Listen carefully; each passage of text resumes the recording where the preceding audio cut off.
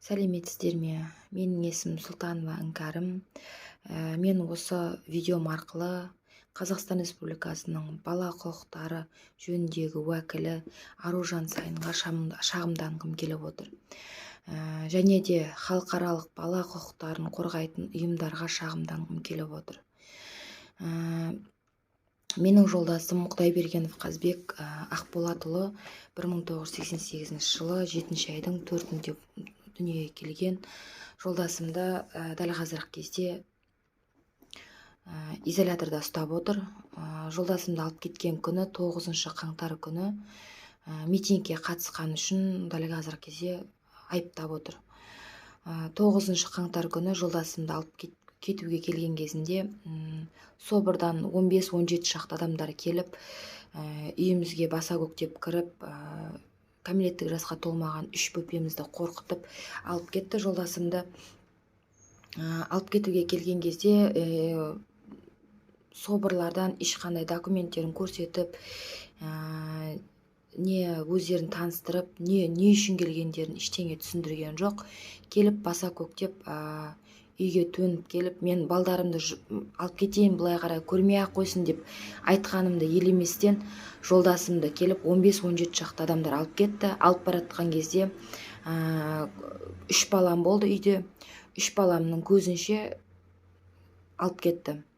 3 балам 3 жақта шырылдап жылап тұрды. Даже 2 қызым пұтына кіші дәретін жіберіп қойды қорыққандарынан. Қолдарында барлығының мылтық болды, жаңағы автомат болды.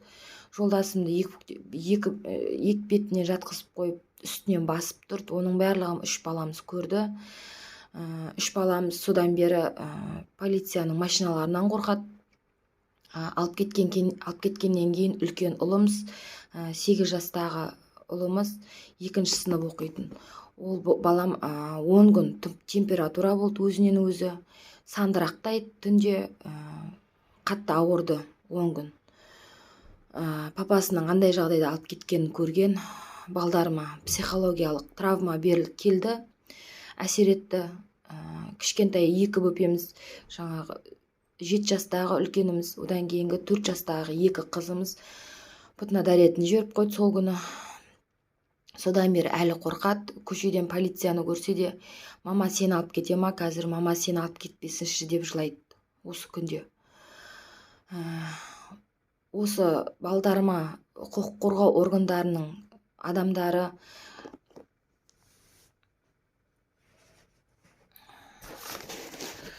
заңсыз келген ішкі істер органының қызметкерлерінің менің балдарыма психологиялық зақым келдірді. Осы видеом арқылы балалардың құқық қорғау органдарына шағымданғым келеді. Балаларым әлі күнге дейін әкесін сағынады, іздейді, жылайды тіпті күнде. Папамыз қашан келеді, папамыз неше күнде келеді деп. Балаларымызға әлі күнге дейін ауыр болып отыр. Жолдасымды дәл қазіргі кезде заңсыз ұстап отыр деп есептеймін. Менің жолдасыма терроризм актісін іліп отыр. Бірақ Қызылорда қаласы бойынша терроризм актісі қарсы ешқандай операция жүргізілмеген Қызылорда бойынша. Бірақ жолдасымды әлі күнге дейін ұстап отыр. Күнделікті қаншама адам шығып жатыр, соның ішінен үй қамаққа не условно алып шығып жатыр. Бірақ әлі күнге дейін менің жолдасым отыр, әлі күнге дейін. Ішінде изоляторда дәл қазіргі кезде где-то 10 адамдай ғана қалды. Менің естуім бойынша Қызылорда қаласы бойынша 8 адамға терроризм актісі ілініп отыр, 255 баптың 4-ші тармағын.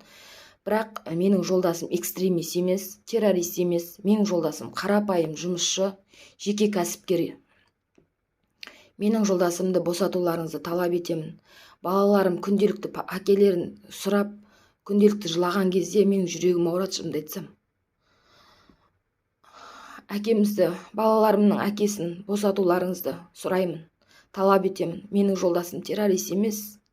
Менің балдарыма өзіме морально, материально қысым келіп отыр, шынымды айтсам. Осы кезде өзіме де психолог керек болып отыр, балаларым түгілі. Осы видеомның